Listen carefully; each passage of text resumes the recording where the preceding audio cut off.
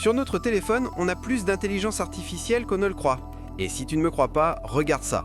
Tiens, ici on a une option qui indique « Créer automatiquement des histoires ». C'est dans ton téléphone, et oui, ça utilise l'intelligence artificielle pour analyser les visages qui sont dans nos images, dans notre galerie, et ainsi pouvoir utiliser ces visages pour assembler les images ou même des vidéos et créer des histoires pour nous.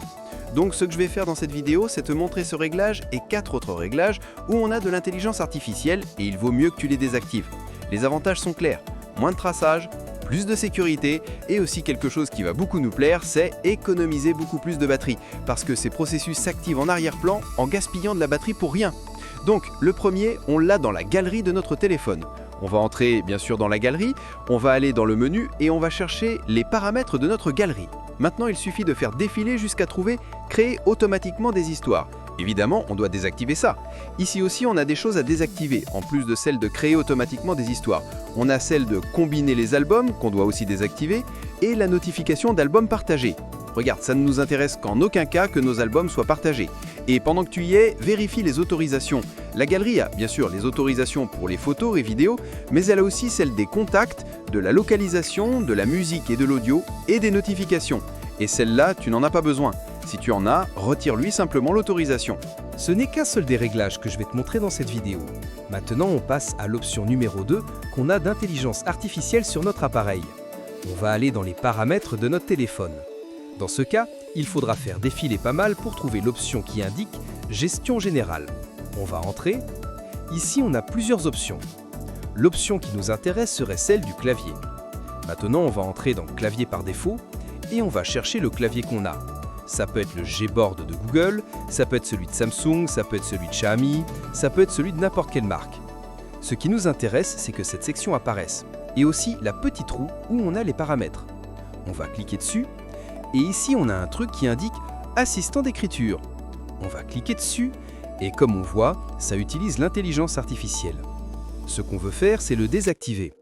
Cette intelligence artificielle apprend absolument tout ce qu'on écrit pour l'améliorer. Ce qui fait bien sûr que des informations peuvent être envoyées à des entreprises ou au Big Tech.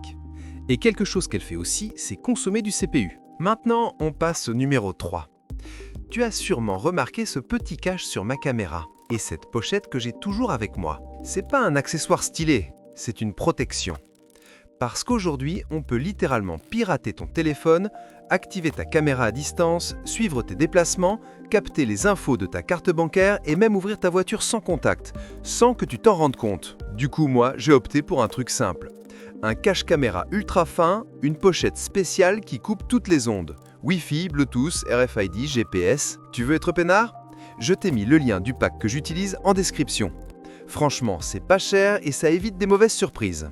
On va entrer dans les paramètres de notre téléphone et on va chercher l'option batterie. Une fois qu'on est dans batterie, on va chercher l'option qui indique limite d'utilisation en arrière-plan. On va entrer. Et maintenant ici, on a 3 petits points. Si on clique dessus, cette option va apparaître qui indique batterie adaptative. On va entrer et on va désactiver cette option. Ce service, ce qu'il fait, c'est s'exécuter constamment en surveillant ton utilisation pour prédire quelles applications tu vas utiliser.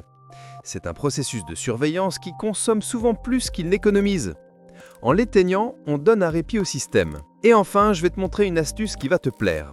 Dans ce cas, on revient dans les paramètres de notre téléphone et on va retourner dans la batterie. Et on va de nouveau entrer dans l'option de limite d'utilisation en arrière-plan. Maintenant, tu vas comprendre ce qu'on va faire ici, parce qu'on peut sélectionner des applications qui sont toujours actives et comme tu l'auras remarqué, que ce soit Xiaomi, Samsung, Google ou n'importe quel téléphone qui a sa propre marque, il aura aussi une intelligence artificielle. C'est-à-dire qu'on aura des intelligences artificielles exclusives et spécifiques pour chaque appareil. Eh bien, tu devras entrer ici où il est indiqué « Application toujours inactive » et tu vas appuyer sur le bouton « Plus ». Maintenant, ce que tu devras faire, c'est chercher les applications pour qu'elles restent toujours inactives. Dans ce cas, bien sûr, moi je vais sélectionner celle de Bixby Vision qui est l'intelligence artificielle que Samsung a. On peut aussi chercher des avatars de Galaxy qui ne m'intéressent absolument pas. Et si on fait défiler, on va trouver de nouvelles intelligences artificielles qu'on n'utilise pas et qui agissent toujours en arrière-plan. Une fois qu'on a les applications qu'on veut qui soient toujours inactives, on appuie sur « Ajouter » et on les aurait pratiquement désactivées pour toujours.